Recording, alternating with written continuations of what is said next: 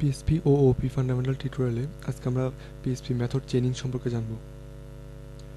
তো এর আগের পর্বে আমরা আপনার বিভিন্ন ক্লাসকে আপনারা একসাথে লোড করা অর্থাৎ অটো লোড ফাংশন সম্পর্কে জেনেছি, SPL অটো লোড রেজিস্টার এবং auto loading function.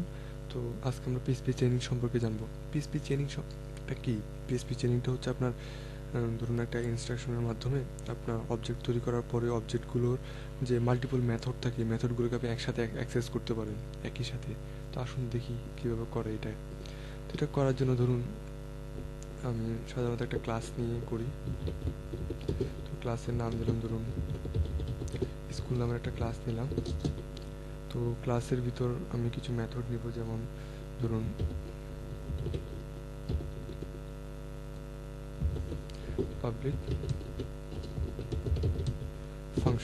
Public function দিয়ে ধরুন আমি দিলাম এখানে স্টুডেন্ট। তো স্টুডেন্টের ভিতর ধরুন আমি এখানে কোনো কিছু ইকো করলাম, echo this is student method, একটা ব্রেক দিয়ে নিই। তো তারপর ধরুন আমি আরেকটা মেথড নিচ্ছি এখানে পাবলিক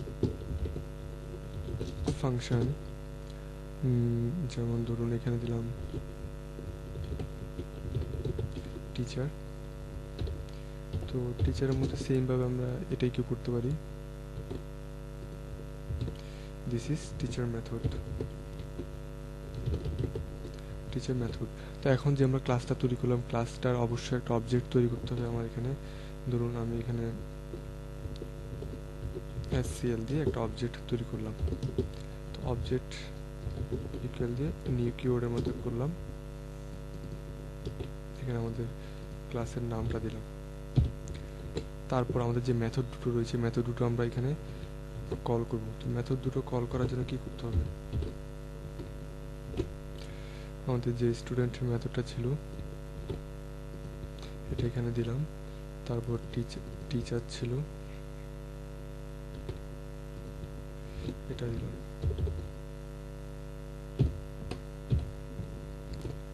তো এখন যদি আমি আমার এটা সেভ দিয়ে ব্রাউজারটা রিফ্রেশ করি, দেখুন this is student method, this is teacher method. তো আমরা যেটা শিখবো সেটা হচ্ছে চেইনিং। হ্যাঁ, তো আমরা যদি এখন এই দুটো আলাদা আলাদাভাবে না লিখে এটা সরাসরি এই জিনিসটা যদি আমরা কপি করে এভাবে দিয়ে দিই, অর্থাৎ চেইনিং সিস্টেম করে দিই, অর্থাৎ একটা চেনের মাধ্যমে থাকবে এটা, এভাবে করে দিই। তো এটা যদি এখন সেভ দিয়ে আমরা যদি ব্রাউজারটাকে রিফ্রেশ করি তো একটা ইরোর জেনারেট করবে, ফ্যাটাল ইরোর। এটা জেনারেট করার কারণটা কি? কারণটা হচ্ছে আমরা যখন এখানে মেথডটা ডিক্লেয়ার করলাম তখন আমরা এখানে যদি আমাদের মেথডটাকে আমরা যদি রিটার্ন করে দিই, যেমন রিটার্ন দিয়ে কি করব, দিস, অর্থাৎ এটাকে আমরা রিটার্ন করলাম। সেমভাবে যদি আমাদের টিচার মেথডের মধ্যে আমরা এটা রিটার্ন করে দিই, এখন যদি আমরা সেভ দিয়ে ব্রাউজারটা রিফ্রেশ করি তো দেখবেন যে এখন সেটা ইকো করছে, অর্থাৎ চেইনিং সিস্টেম চালু হয়ে গেছে। আমরা এটাকে রিটার্ন করার মাধ্যমে এই যে আপনার স্কুলের এখানে চেইনিং আকারে লিখলাম আর কি, অর্থাৎ আমাদের এখানে যদি আরও কিছু ক্লাস থাকে, ধরুন কপি করলাম, কপি করে আরেকটা দিলাম। তো এটার নাম দিলাম ধরুন প্যারেন্টস। তো ধরুন এখানে কপি করে এখানে দিলাম। তো এখন আমরা চাচ্ছি কি এই প্যারেন্টসেরও একটা আপনার অবজেক্টের মাধ্যমে প্যারেন্টস ক্লাসটাকে অর্থাৎ প্যারেন্টস মেথডটাকেও আমরা এখানে কল করব। তো এটার জন্য আমরা এইরকমভাবে আলাদাভাবে না লিখে আমরা এটার মাধ্যমে করে দিতে পারি। তো এটার জন্য কীভাবে করব, জাস্ট প্যারেন্টস দিয়ে হয়ে গেল। তো এখন আমরা কি করব, এটাকে সেভ দিয়ে ব্রাউজারটা রিফ্রেশ করি, এই যে দেখুন দিস ইজ প্যারেন্টস মেথড। এইভাবে আর কি আপনার চেইনিং সিস্টেমটা করে। তো এটা ছাড়াও আমরা আরেকভাবে করতে পারি, যেমন ধরুন আমরা এটাকে কমেন্ট করে দিচ্ছি, কমেন্ট আউট করে রাখি এটাকে। সাপোজ ধরুন আমরা এখানে নিচে এখানে ধরুন আপনাদের বোঝার সুবিধার্থে আর একটা উদাহরণ দিয়ে দেখাচ্ছি, যেমন ধরুন এখানে আমরা আরেকটা ক্লাস নিলাম, ক্লাস। তো ক্লাসের নাম দিলাম ধরুন ক্যালকুলেশন।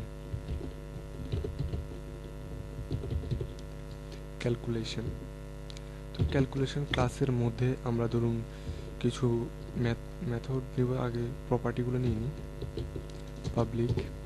পাবলিক ধরুন আমরা এখানে দিলাম এক্স, তো এক্স একটা ভ্যালু আমরা এখানে অ্যাসাইন করে দিলাম।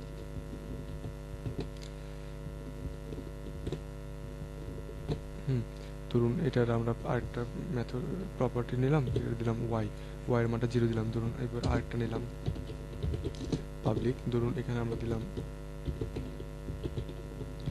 রেজাল্ট, একটা প্রপার্টি নিলাম।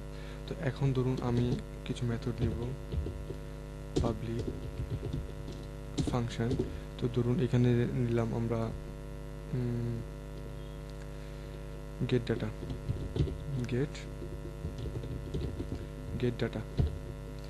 ডাটা নামে একটা মেথড দিলাম।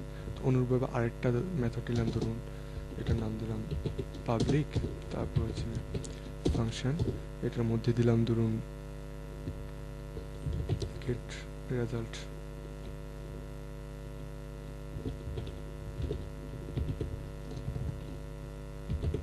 রেজাল্ট নামে একটা মেথড নিলাম। তো এখন যদি আমাদের যে ক্যালকুলেশন যে ক্লাসটা রয়েছে, ক্লাসটার একটা অবজেক্ট আমরা এখানে তৈরি করি। ধরুন আমরা এখানে দিলাম ক্যাল নামের একটা অবজেক্ট তৈরি করলাম। তো ক্যাল নামের অবজেক্টটা তৈরি করে আমরা যদি আমাদের যে এই যে মেথডগুলো রয়েছে, মেথডগুলোকে আমরা চেইনিং সিস্টেমে, আচ্ছা তার আগে আমি এখানে একটা কাজ করি, সেটা হচ্ছে আপনার এই যে মেথডগুলোর মধ্যে আমরা কিছু ভ্যালু দিয়ে দিই।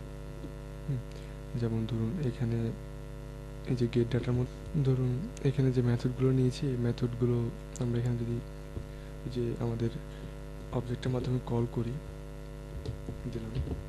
তো কীভাবে কল করব, এই যে গেট ডাটা এখানে রাখলাম, তারপর চেইনিং সিস্টেমে করলাম, এই যে করলাম।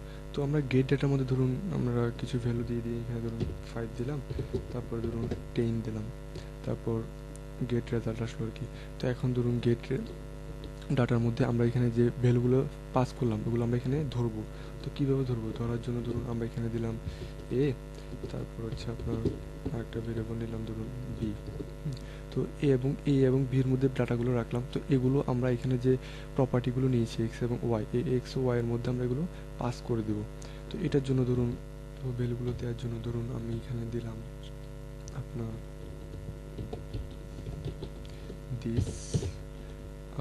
দিস দিয়ে কি দিব, আমরা এখানে দিস দিয়ে দিব যে আমাদের এই যে এক্স ইকুয়াল টু আমরা কি রাখবো, আমাদের এই ভেরিয়েবলটা এখানে রাখবো, অর্থাৎ যে মানটা আমরা এখানে রাখলাম দেখিয়েছি আপনাদেরকে আমি আগে। ধরুন এখানে দিলাম ওয়াই আর এখানে দিলাম আমরা বি। তো এইভাবে আর কি আমরা নিলাম। তো নেওয়ার পর যেহেতু আমরা এখানে চেইনিং সিস্টেম করেছি, তো অবশ্যই আমাদের এখানে রিটার্ন করে দিতে হবে। তো আমরা রিটার্ন কি করব, রিটার্ন করব আমাদের এই যে এই ফাংশনটাকে রিটার্ন করব। তো এটার জন্য আমাদের করতে হবে রিটার্ন কি দিস। তো এরপর আমরা গেট ডাটাটার মধ্যে ভ্যালুগুলো অ্যাসাইন করলাম। তো এখন ধরুন আমি এই দুটো ডাটা যোগ করব। তো এটা যোগ করার জন্য আমাদের এখানে করব, ধরুন আমাদের যে এই দুটো ডাটা আছে, দুটো ডাটা যোগ করে আমি রেজাল্টের মধ্যে রাখবো। তো এটার জন্য ধরুন আমি এখানে নিলাম দিস, কি দিব, এই রেজাল্ট ইকুয়াল টু কি, ইকুয়াল টু হচ্ছে আমার সেইমভাবে ডলার দিস কি এক্স ইন্টু আপনার আবার আসবে দিস ওয়াই। এটাই তো, অর্থাৎ কি, অর্থাৎ আমি রেজাল্টের মধ্যে দিস এক্স এবং দিস ওয়াইটা রাখলাম, গুণ করে এই রেজাল্টের মধ্যে রাখলাম। তো এখানে আমি এই রেজাল্টটাকেই আমি এখানে মানে রিটার্ন করে দিব, যেহেতু চেইনিং সিস্টেম করছি আমি। চেইনিং সিস্টেমের জন্য অবশ্যই আপনার এখানে রিটার্ন করে দিতে হবে। রিটার্ন কোনটাকে করব আমরা, এই যে দিস রেজাল্টটাকে আমরা এখানে রিটার্ন করে দিব। তো এখন যদি সেভ দিয়ে আমরা আমাদের ব্রাউজারটা রিফ্রেশ করি, কিছু আসছে না। না আসার কারণ কি, আমি এখানে ইকো করিনি। তো এটাকে ধরুন আমরা ইকো করলাম। ইকো দিলাম, ধরুন দিলাম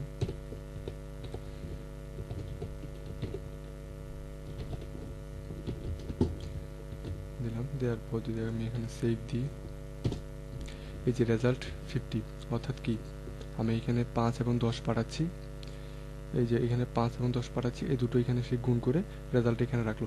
এভাবে আর কি আপনার অনেকগুলো মেথডকে আপনি চেইনিং সিস্টেমে আপনি আপনার অবজেক্টের মাধ্যমে কল করতে পারেন। অর্থাৎ এটা হচ্ছে চেইনিং আর কি। আমাদের আজকে যে আপনার যে টপিক নিয়ে আমরা আলোচনা করছিলাম, আপনার মেথড চেইনিং, মেথডগুলোকে আপনার চেইন আকারে আপনি এখানে কল করতে পারেন আলাদা আলাদাভাবে না করে। তো এই মেথড চেইনিংটা আপনি প্র্যাকটিস করবেন, আপনাদের প্রজেক্টে আপনি ইউজ করবেন, কি বারবার ইউজ করবেন। আর আজকে এই পর্যন্তই। আমাদের টিউটোরিয়াল যদি ভালো লাগে থাকে অবশ্যই আমাদের চ্যানেলটাকে সাবস্ক্রাইব করবেন, আর যদি কোনো কিছু জানার থাকে আমাদেরকে কমেন্ট করে জানাবেন। ধন্যবাদ।